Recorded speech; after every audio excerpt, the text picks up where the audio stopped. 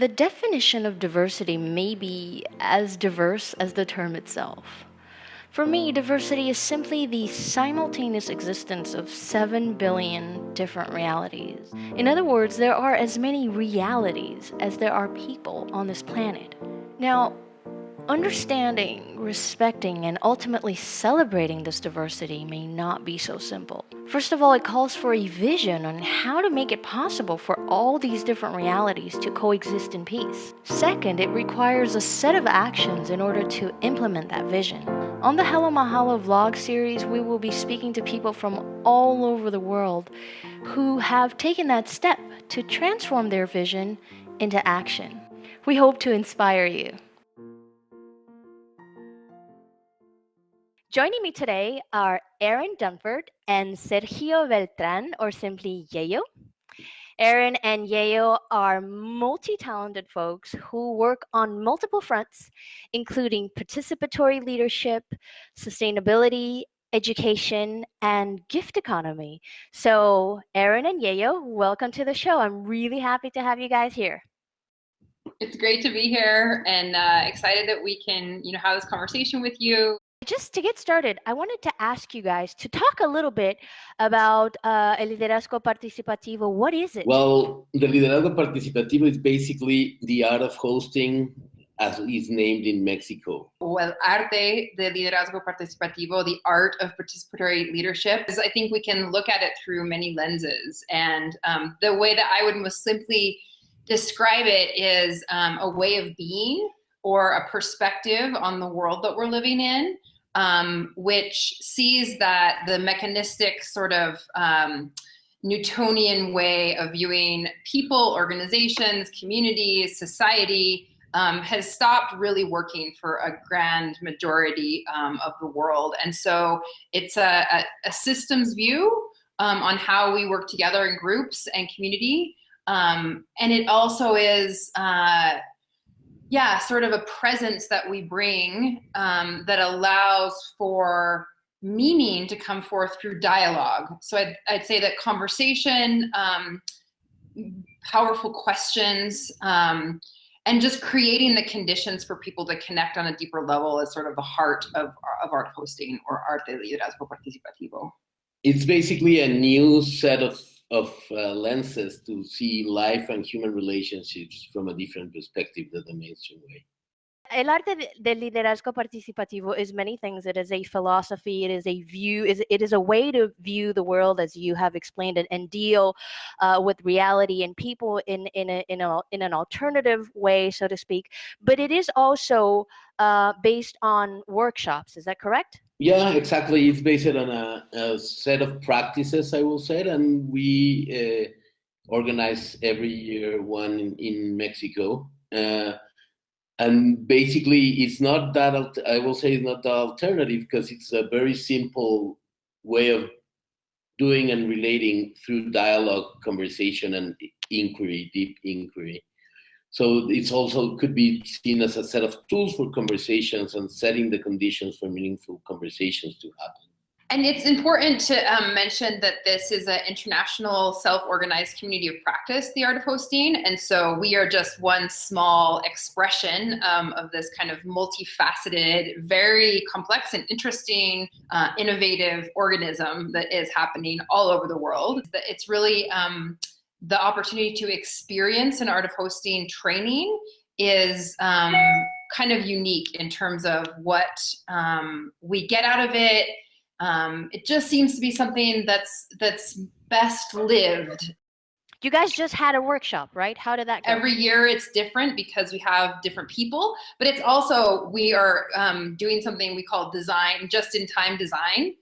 So we take the answers to people's registration questions and mold the conversation, the tools that we use, the design, the whole design of the workshop around people's specific needs. And then as the workshop is unfolding, so it's between usually 3 and 5 days. The one we just finished was, it spanned 5 days. It was really a group this time that felt like really willing. They really wanted to be there, even though the days are long. And you basically start as hosts of the space, sharing the basic processes. So there's kind of 4 pillars of art of hosting or liderazgo participativo, 4 processes, participatory processes that we always share as the sort of basis. And those are dialogue, circle dialogue, World Cafe, open space, and pre-ship inquiry.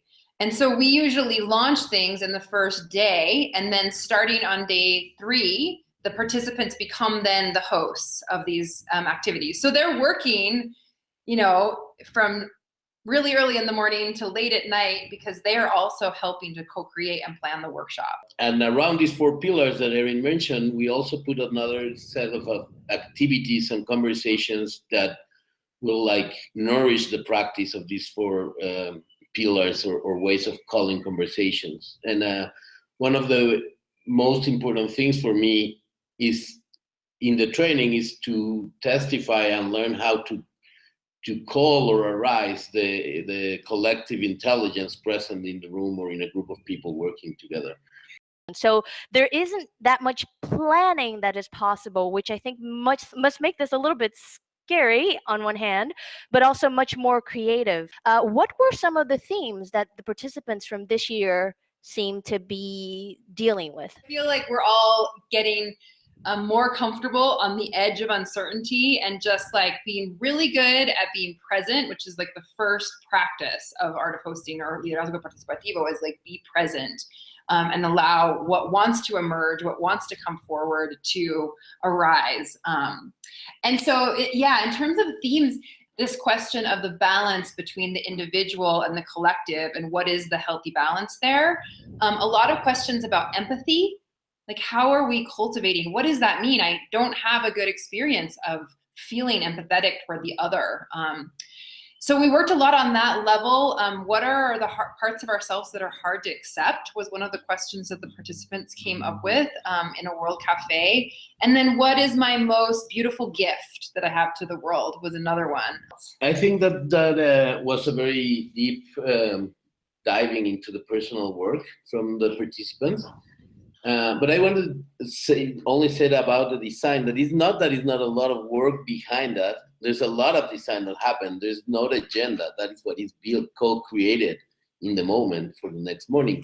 But the other thing that you create, and I think that was also a very important topic for the participants, or a lot of inquiry around it, is that the design that you use in the art of hosting, liderazgo participativo, is to create the field, the container, where things could happen, because you really create the conditions for people allow themselves to be and process what need to happen during the training. And we actually explore a lot of things out of the main tools of the art of hosting around theory of you and body language and body knowledge through some exercise of social presence in theater. It was a very interesting and committed group, as Aerin said. What can you hope to accomplish with the art of hosting personally as a host, and then through these workshops? I think that it creates the conditions for people to see how they can create more inclusivity. So one of the big things for me around the bigger why of liderazgo participativo is that there's often power dynamics that don't allow all the voices into the conversation or all of the gifts into the room. And so I think it helps people think about how can we really make the most of the diverse ecosystem of gifts and opinions and ideas that are present in any group of people. So I think that's one big impact, but it also can have an impact on our effectiveness and efficiency in whatever we're doing, because we get to the heart of the matter more quickly. And a big piece of that for me is thinking about what are the conditions that need to be present for us to get to a deeper level of conversation.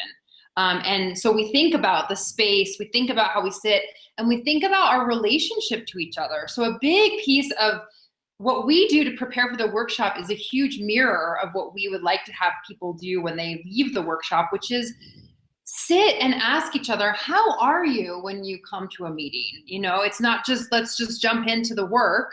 And as we develop these relationships that are trusting and respectful and deep, we are so much more able to jump into the unknown and trust in the process. So there's this part of the theory or the principles behind the art of hosting is that there's always, in any situation in life, a little bit of control and a little bit of chaos.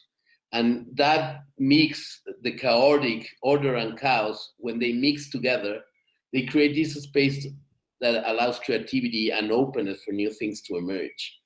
And so for me, one of the big whys of what doing this is how could people learn to trust, to walk and navigate in that uncertainty that creates having one foot on the chaos and one foot on the order, and walk that chaotic space through conversations with others that allowed us to start living and practicing life in a new or different way that they're used to. We have to acknowledge that we're living in times of great uncertainty, change, and some chaos.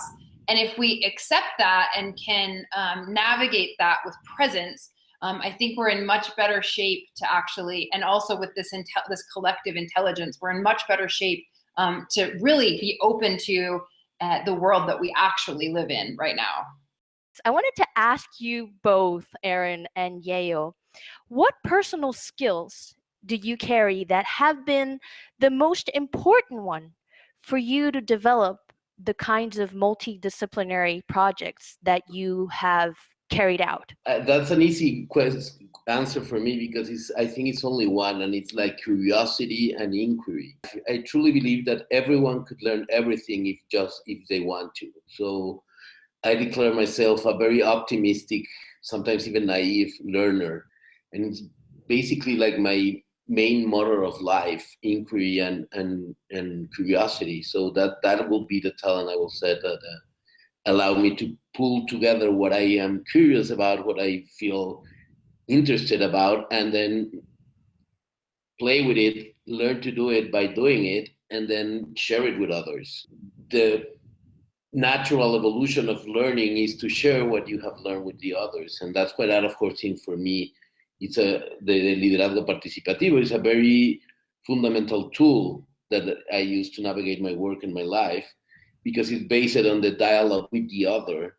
And to have a true dialogue with people, you really need to embrace the otherness of the other. Not only the things that you agree with it, but also the other part of it, but it's also reality and part of it. So that will be like the incarnation of what I was talking before about order and chaos and the dance that come in between. Curiosity is the same thing for me. It's the best tool to navigate something that you really don't know what shape it had or what taste it have, and go for it. What comes immediately to mind for me is willingness. So I think that I'm a person who says yes a lot, and I think that just like having that willingness to jump into something with this idea of like expression too. So I consider myself a very creative person, both in terms of like physically making art, but also in the ways that I think. So yeah, creativity, and like there's something in me that just wants to express itself, right? So I don't even know that it's a character trait or something that I've cultivated. It's just part of who I am, that wants to express. And then, yeah, the other side of that is that I'm really willing to try crazy things. What keeps you going through the good and the bad? I will say love and trust. That for me, that combination of love and trust is what faith means. I have as I said, sometimes even naive trust and faith in the love that humanity put in the world. And there's I'm not gonna tell it because I don't know it very well, but a tale that said that tomorrow will take care of tomorrow. So, yeah, the faith in that. I think that there is a basic inherent goodness in all things. And particularly, I feel a strong connection right now to this idea of basic human goodness. And that's what we rely on and come back to in times of darkness or fear or insecurity. yeah, right now I'm investigating and delving into what is the nature or the texture of this basic human goodness that I believe exists in all people, and really trying to pay attention to my being, as opposed to being so fixed on the fact that I've believed for many years that what I do is what makes me worthwhile, as opposed to what I just inherently am. I am so touched by what you have so willingly and so transparently shared with us here, because I truly, truly believe that the world needs that kind of presence. The world needs that kind of faith in goodness. I cannot thank you enough for being here with us on the Hello Mahalo interview series. Thank you so much for the invitation, and I'm glad it worked out, and thanks for your patience too. If you enjoyed this video, please hit the like button. Don't forget to subscribe and visit us on www.hellomahalo.com. Thank you.